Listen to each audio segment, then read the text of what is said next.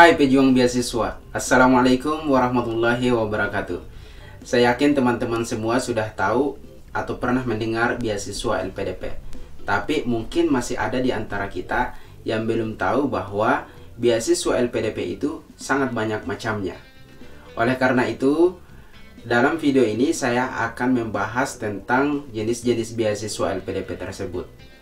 Silakan nonton sampai selesai supaya teman-teman tahu dan bisa menyesuaikan jenis beasiswa LPDP apa yang Anda akan daftar.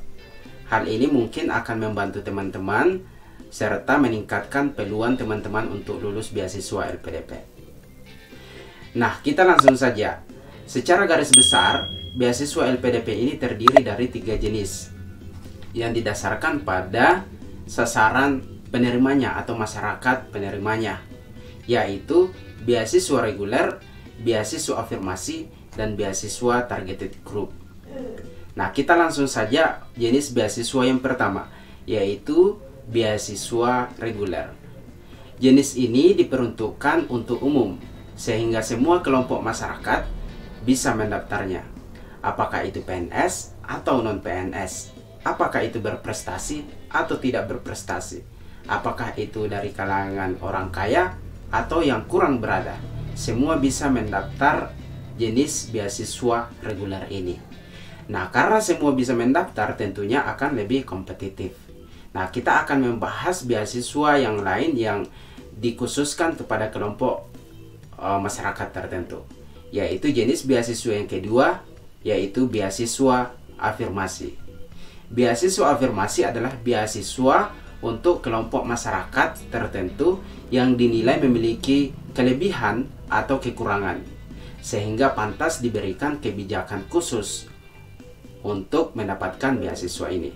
Dengan demikian, menurut saya beasiswa ini lebih mudah dibandingkan dengan beasiswa reguler. Sebagai contoh, misalnya untuk daftar beasiswa afirmasi ini, syarat TOEFL-nya itu cuma 400 untuk mendaftar kampus dalam negeri. Sedangkan untuk mendaftar kampus luar negeri itu cuma disyaratkan sertifikat TOEFL dengan nilai 450 atau 500. Enak kan? Saya kira ini sangat bagus bagi teman-teman khususnya yang memiliki kendala dalam bahasa Inggris. Biasanya ketika lolos beasiswa afirmasi ini akan dikursuskan atau akan disekolahkan oleh LPDP untuk mendapatkan nilai TOEFL atau IELTS yang disyaratkan oleh kampus tujuan.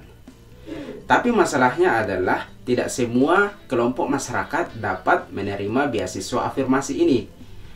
Nah, bagi teman-teman yang masuk kelompok afirmasi, sebaiknya mendaftar beasiswa afirmasi ini, karena seperti yang saya bilang tadi, peluang lulusnya mungkin menurut saya pribadi itu lebih besar.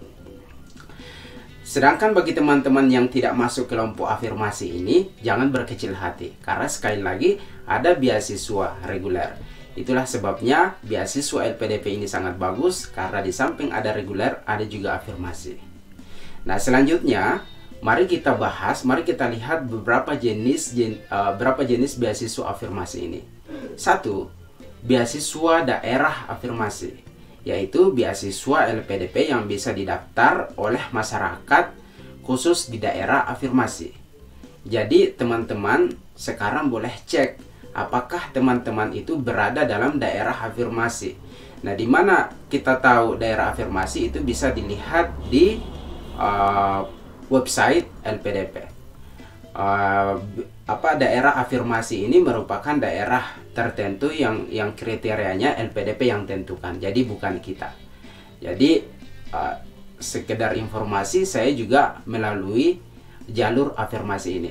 Pada saat saya mendaftar Kabupaten Mamuju, di mana saya SD, SMP, SMA itu masuk dalam daerah afirmasi, tapi sekarang tidak masuk lagi. Oke, yang kedua adalah beasiswa alumni bidik misi. Ini diperuntukkan bagi alumni bidik misi yang berprestasi. Sekali lagi, yang berprestasi, yaitu IPK-nya minimal 3,5. Jadi teman-teman alumni bidik misi berbahagialah karena ada jalur tersendiri. Yang perlu diingat di sini adalah IPK-nya minimal 3,5. Jadi saran saya jangan selesai dari kampus, jangan dapatkan gelar sarjana kalau belum mencapai IPK 3,5. Karena kalau tidak, Anda tidak bisa mendapatkan mendaftar beasiswa LPDP jalur alumni bidik misi. Oke, yang ketiga, beasiswa prasejahtera secara ekonomi, yaitu untuk kalangan masyarakat miskin secara ekonomi tentunya, tapi mereka berprestasi. Kata kuncinya lagi adalah miskin dan berprestasi. Nah, tanda atau kriteria berprestasi di sini adalah IPK-nya 3,5, dan kriteria sebagai kalangan miskin atau prasejahtera bisa dilihat dari panduan LPDP karena ada beberapa poin di situ. Salah satunya yang saya bisa sampaikan adalah penghasilan kotor keluarga itu 3 juta per bulan, dan jika dibagi dengan anggota keluarganya itu 750.000 per bulan. Oke, yang keempat, beasiswa santri. Beasiswa santri ini diperuntukkan bagi tenaga pendidik atau tenaga kependidikan pesantren yang terdaftar secara resmi di Kementerian Agama. Nah, selain itu, beasiswa santri juga diperuntukkan bagi alumni program beasiswa santri berprestasi. Jadi seperti dengan alumni bidik misi, mereka punya jalur tersendiri untuk daftar beasiswa LPDP. Jadi sangat luar biasa. Beasiswa afirmasi yang kelima adalah beasiswa prestasi olahraga. Ini untuk teman-teman yang memiliki prestasi di bidang olahraga, juara 1, juara 2 atau juara 3, atau medali emas, medali perak atau perunggu secara individu di tingkat internasional. Kata kuncinya tingkat internasional, berarti tidak boleh tingkat nasional apalagi regional. Saya yakin tidak banyak pendaftar di jalur ini, tapi jika seandainya ada di antara teman-teman yang memenuhi persyaratan ini, itu sangat bagus karena saya yakin peluang untuk lulusnya sangat besar. Nah, beasiswa afirmasi yang keenam adalah beasiswa prestasi seni. Ini mirip dengan beasiswa prestasi olahraga, di mana bagi mereka yang mendaftar bagian ini harus memiliki prestasi seni di tingkat internasional, ditandai dengan apakah itu juara 1, juara 2, juara 3 atau medali emas, medali perak atau medali perunggu secara individu di level internasional. Sekali lagi, jika ada yang masuk kategori ini, mungkin saja peluang lulus akan lebih bagus. Itu menurut saya. Nah, yang ketujuh dari beasiswa afirmasi ini adalah beasiswa penyandang disabilitas. Ini adalah beasiswa yang diperuntukkan bagi masyarakat kalangan tunarungu, tunanetra, tunawicara, tunadaksa, dan tunalaras. Di sini menurut saya sangat luar biasanya LPDP dengan memberikan jalur sendiri bagi penyandang disabilitas. Nah, yang terakhir dari beasiswa afirmasi ini atau yang ke-8 adalah beasiswa Indonesia Timur, yaitu diperuntukkan khusus bagi provinsi yang ada di Indonesia bagian timur, yaitu Provinsi Maluku, Maluku Utara, Papua, Papua Barat, dan Nusa Tenggara Timur. Peluangnya pasti lebih besar karena saingannya hanya berapa provinsi. Sekali lagi, jika dibandingkan dengan beasiswa lain khususnya reguler, itu bersaing dengan pendaftar dari seluruh Indonesia. Jadi bagi teman-teman yang masuk dalam provinsi di situ, gunakan kesempatan itu dengan baik. Nah, teman-teman sudah lihat begitu banyaknya jenis beasiswa yang ada dalam LPDP ini. Dan itu mungkin saja tidak dimiliki oleh beasiswa lain. Tapi ini masih kurang, sebab masih ada jenis beasiswa yang ketiga yang sempat saya sebut tadi, yaitu targeted group.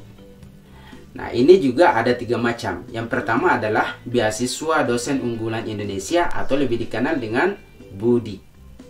Nah, ini kabar baik bagi kita yang dosen tetap pada sebuah universitas atau sekolah tinggi di lingkup Kemenristek Dikti, yang memiliki NIDN atau NIDK. Tak masalah Anda dosen di kampus besar atau kecil, Anda dosen di kampus yang berkedudukan di ibu kota, provinsi, atau di daerah, Anda tetap memiliki peluang untuk daftar beasiswa Budi ini. Yang kedua adalah beasiswa PNS atau TNI atau Polri. Nah, ini tidak ada lagi alasan bagi kelompok PNS, TNI, dan Polri untuk tidak semangat lanjut kuliah karena dia punya jalur tersendiri. Tetap berstatus sebagai PNS, bisa dapat cuti belajar, terus kuliah dibiayai, dan setelah itu dia kembali ke tempat kerjanya tetap sebagai status PNS dengan ilmu yang meningkat, jaringan yang meningkat. Tentunya kinerjanya pun akan semakin lebih baik. Beasiswa yang ketiga dari targeted group ini adalah beasiswa prestasi Olimpiade bidang sains, teknologi, dan ekonomi. Dibuktikan dengan piagam atau medali atau sertifikat juara 1, 2, dan 3 di tingkat internasional. Kecuali mungkin bidang ekonomi, kalau tidak salah boleh di tingkat nasional. Tapi teman-teman pastikan lagi di panduan LPDP. Nah, menurut saya mudah-mudahan beasiswa ini semakin memotivasi para mahasiswa untuk terus berkarya dan berkompetisi di bidang sains, ekonomi, dan teknologi. Karena beasiswa ini menantimu setelah Anda lulus S1. Nah, teman-teman, itu dia jenis beasiswa LPDP. Kesimpulannya, beasiswa LPDP sangat banyak macamnya. Saran saya, pelajari jenis beasiswa yang sesuai dengan kondisi Anda. Pastikan apakah Anda masuk dalam kelompok afirmasi atau targeted group, karena ada beberapa kemudahan pada jalur ini. Misalnya, syarat bahasa Inggrisnya yang lebih rendah dibandingkan dengan beasiswa reguler. Tapi seandainya kalau Anda tidak masuk dalam bagian afirmasi dan targeted group, ya Anda harus berkompetisi di jalur reguler. Ketika Anda sudah menemukan jenis beasiswa yang cocok untuk Anda daftari, selanjutnya adalah pelajari syarat-syarat umum dan khusus yang ada dalam jenis beasiswa tersebut. Ingat, terus up to date informasi tentang LPDP, sebab kebijakan bisa saja berubah. Dan apa yang saya sampaikan ini mungkin tidak relevan lagi di kemudian hari. Jadi, teman-teman, sekali lagi harus selalu up to date dengan beasiswa LPDP. Tetap semangat dan ingat, jika saya bisa, Anda juga bisa. Assalamualaikum warahmatullahi wabarakatuh.